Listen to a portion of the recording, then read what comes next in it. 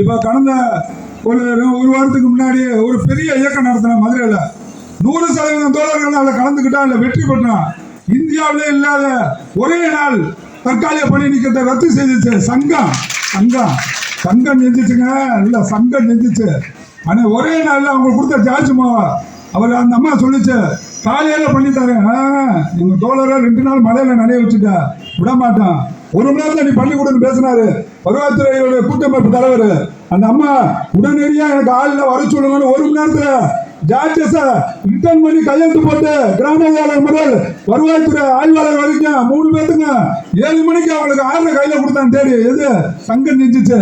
அப்போ நம்ம ஒற்றுமை இன்னைக்கு அப்படிப்பட்ட தோழர்கள் நாங்கள் வந்திருக்கீங்க. அன்னைக்கு மழையில நனைஞ்சு அந்த ஆணையை அந்த 3 தோழரை வாங்கி கொடுத்து காப்பாத்தினா.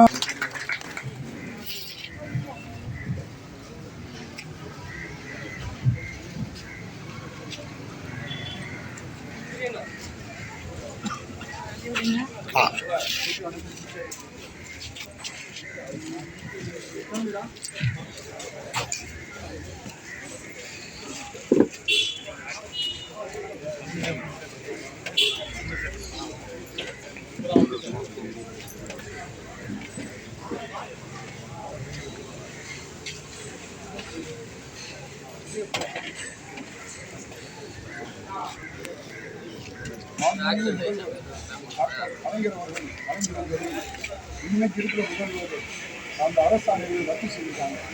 அதனால மீண்டும் எங்களிடம் பிடிக்கப்பட்ட புதிய பென்ஷன் பிடிக்கப்பட்ட அந்த ஜிபிஎஸ் திட்டத்தில் கிராமங்களிலிருந்து பணம் பிடிச்சிட்டு வராங்க. இன்னைக்கு அதுலேருந்து ஓய்வு பெற்றவங்களுக்கு அந்த பங்களிப்பு தொகை, அரசாங்கத்துடைய பங்களிப்பு தொகையை திருப்பி தராமல் இன்னைக்கு வரைக்கும் 100கணக்கான தோழர்களுக்கு ஓய்வு பெற்று இறந்து அவங்க குடும்பம் இருக்கிறதே அனுப்பிது. இது உடனடியாக தமிழக முதல்வர் தலையிட்டு இந்த 2ஐயும் பறிக்கப்பட்ட அரசாணை வழங்க வேண்டும் என்பதை வலியுறுத்தி 72 மணி நேரம் உண்ணாவிரதம் 18 தோழர்கள், இன்னைக்கு 100கணக்கில் தோழர்கள் வந்தாலும் அவங்க கூட எங்களுக்கு ஆரோக்கிய 18 தோழர்கள் 72 மணி நேரம் உண்ணாவிரதம் என்பதை 3 முறை பேச்சுவார்த்தை நடந்திருக்கு. அமைச்சரோட பேச்சுவார்த்தை நடந்திருக்கு, சிஆர்ஐ அலுவலரோட பேச்சுவார்த்தை நடந்திருக்கு. இது மாதிரி 3 முறை பேச்சுவார்த்தை நடந்திருக்கு. பல கட்ட போராட்டங்களை நாங்கள் நடத்திருக்கோம். இப்போ 22 உண்ணாவிரதம் இருக்கோம். அடுத்து எங்களுடைய மாநில நிர்வாகத்தில் இந்த போராட்ட வடிவத்தை மாற்றுறதுக்குரிய வாய்ப்புகள் அதிகமாக இருக்குது. வந்திருக்கக்கூடிய கருத்துக்கள் அடிப்படையில் எங்களோட அடுத்த போராட்டத்தை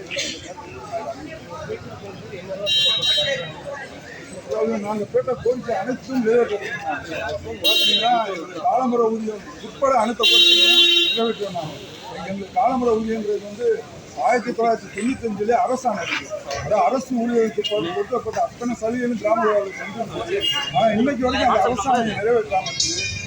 மீண்டும் கலைஞர் வந்த கல்வியடிப்பாள பணியை மாற்றியும் பிடிக்கப்பட்ட திருப்பி தராமல் மிக வேதனைக்குரிய விஷயம்.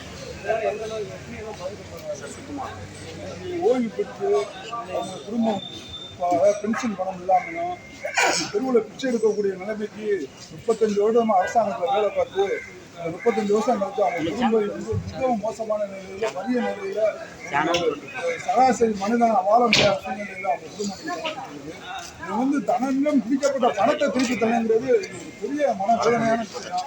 உடனடியாக முதல்வர் கவனத்தில் எடுத்துக்கிறது.